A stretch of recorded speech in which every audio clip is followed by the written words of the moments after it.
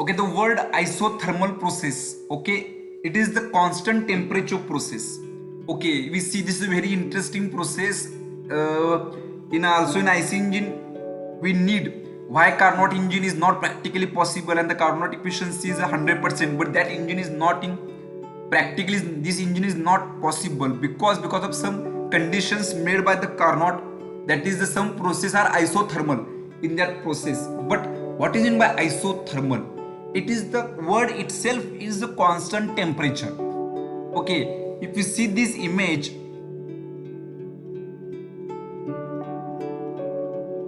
if you see this image, isothermal process, what it done on the piston, there are number of small weights. Okay, very small weights, and I'm each, when I removing each weight, what happened, the piston slightly moves upward. What we done, purposefully done, because I am carried out this expansion or the compression of that gas isothermally. If you just imagine, I told compress, there is a one piston cylinder and I told you that you compress that gas but isothermally. But you think that, sir, when you are applying the pressure, what happens, the volume goes on decreases, sir, and the pressure is also increases, volume decreases. Again repeat, just see here, there is one piston cylinder arrangement. Okay, and I told you, I given one task, you apply force, and there is, suppose there is a gas molecule in that chamber. When you are applying force, what upon volume, there is a volume goes on decreases, pressure goes on increases, and what about temperature? So temperature is also increases. But you told that compression expansion is carried out isothermally. How it is possible? It's not practically possible. So it is called as an ideal cycle, hypothetical cycle. But it is happen, this is possible only when there's one word in the picture, that is quasi-static process. You heard word quasi-static. The quasi means, the quasi stands for almost, and the static is around constant, almost constant process. So now we can imagine this picture. I removing each weight slightly, slowly. What happened? The piston moves slightly, so that rise in temperature. Okay, that rise in temperature is very small. So the system becomes easily in equilibrium in short span, in very short span. Okay, when removing or vice versa, when starts to compressing, what happen? I'm going to compress very slightly. What happened? There is a small rise in temperature, and that small rise in temperature becomes very quickly in equilibrium. Suddenly there is no rise in temperature, such a way that if you carrying out the isothermal compression, isothermal expansion is carried out very slowly, quasi-statically. So that process is called as a quasi-static, almost constant process, almost steady process. But it's very difficult, because in case of IC engine, in cycle, one revolution in 1 rpm, in 1 minute, that cycle number of cycles, 100 cycles are up and down is done, and there is one process isothermal. For only one process, the carrying out a constant pressure, compression expansion take too much time. So that cycle is hypothetical. This is not practically possible because of some terms and conditions, because of some quasi-static process. This is the isothermal process, we call as a constant temperature process. If you see on the TS diagram here, okay, that line is perpendicular to the temperature. Okay, so the temperature is a constant 1 to 2.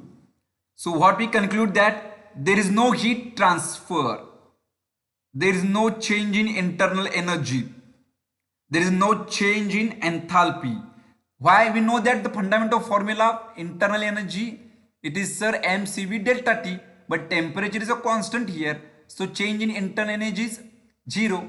We also know that dq is equal to, for each process it is mcp delta T. The again change in temperature here, sir, so it is the change in temperature is 0. But very important thing here, work is done here. If you see that piston cylinder, when we add heat and I'm carried out that isothermal expansion, the piston moves. Definitely piston is moves, but that very slowly, but work is going to happen. So we see that basic derivations, we just going to apply the 6 formulas we already discussed. Okay, just we apply now, going to apply.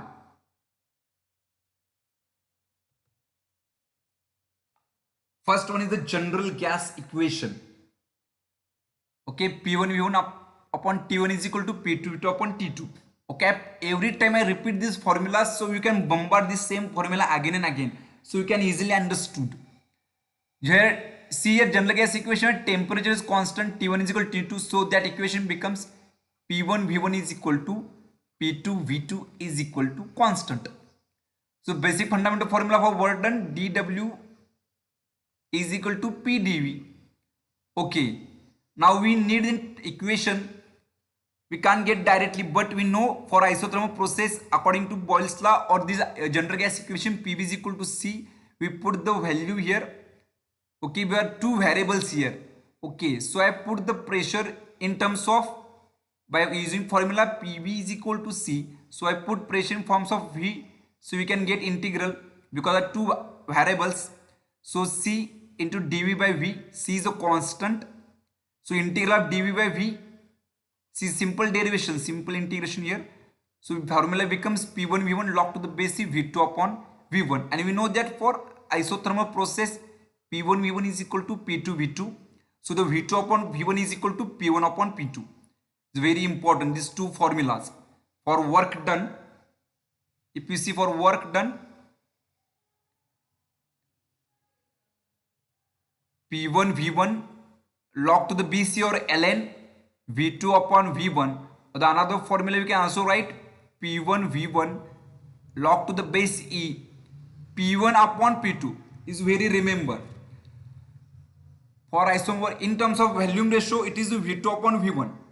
Okay, in terms of pressure is given in the exam. See here P1 upon P2. And in case of volume it is V2 upon V1. Don't confuse. Some students get confused and they write the formula like that P1 V1 log to the base P2 upon P1. But it is the P1 upon P2. Just remember this relation. P1 V1 is equal to P2 V2. So from that equation I write V2 upon V1 is equal to here P1 upon P2. So it is the for work done. I already told that internal energy 0. Okay, dq is equal to du plus dw. So here heat supplied is equal to what amount of heat is supplied is directly utilized for work done here. The change in enthalpy, internal energy 0 and work done PdV P1 V1 minus P2 V2. But if you see the flow work, but here P1 V1 is equal to P2 V2. So change in enthalpy is also 0. And the last change in entropy, it is integral of dq by T. So what amount of heat to be supplied is only utilized for the work done. There is no change in internal energy because of temperature is a constant. So we get directly integral and we get the formula MRT log to the base V2 upon V1 for change in entropy. So remember for isothermal process, the change in internal energy is 0. Okay, and if you have to calculate the heat supplied, it is algebraic sum of internal energy and work done. So what we heat supplied is 100% utilized for work done. There is no change in internal energy because the process is carried out very slowly. So dq is equal to dw. Just remember. So hope you understood this isothermal process.